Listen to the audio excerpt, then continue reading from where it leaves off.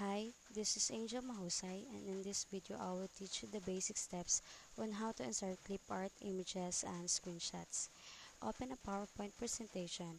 It does not matter which version of PowerPoint you have installed, this will work in all versions.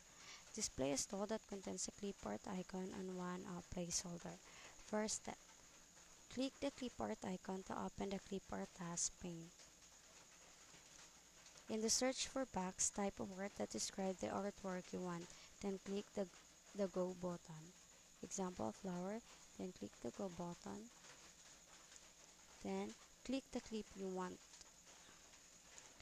Move or resize the click one of the font clips image as desired.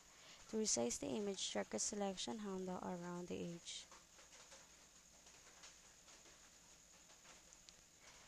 Next, let's proceed on how to insert image. Click home, then have a new slide. Click the Insert tab from the option on the top of the PowerPoint window.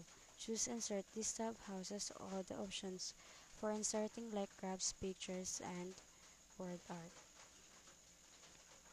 Click the picture, the image group. Click the picture button. This will open up a file exploring window from which you can choose an image.